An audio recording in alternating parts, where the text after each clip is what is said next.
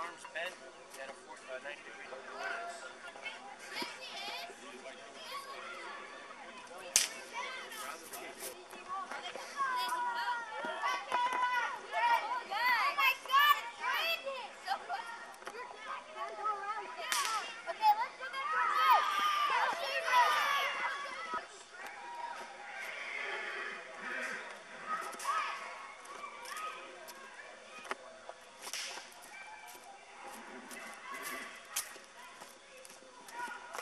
Okay, I'm going.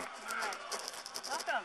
If you're looking for a loved one who was wounded in the battle, I probably have them in our book here. This is where we keep all of our records of the people who are wounded in the battles. Of course, it's almost empty. We would write down who comes in and what their rank and their serial number is and what unit they're with.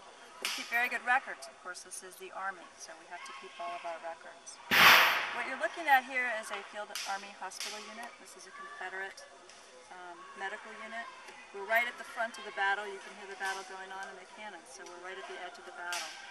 About 2 or 3 miles back, farther from the battle line, you're going to find the other field hospital, which is a little bit more stable. It's probably in a barn or a shelter of some sort. This is just a tent. This is also the surgeon's operating table. When they bring the patients off the field, the ones that are in the worst condition are the ones that we treat first. We do what we can to save their lives. If they're in really bad shape, we can't do anything for them, we call the preacher. If it's something we can do for them, we'll operate on them. And the surgeon would be here doing that right here on something just like this. This is a table which is actually a door off of a barn. And this is because they were a mobile unit, they had to have things that they could carry on their own. Chloroform was used as the anesthetic.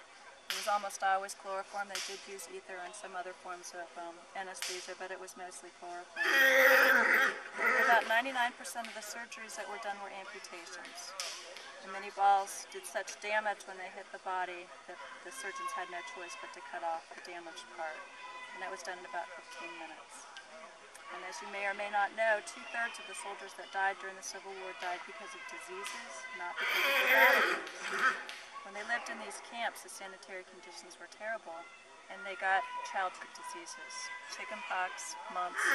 They also got some diseases that spread through the camps, like smallpox, and it would make them very weak, and there were no ways of fighting that. They didn't have antibiotics, so they would eventually die from it. So 2 out of every 3 soldiers who died because of diseases, not because of their battle wounds.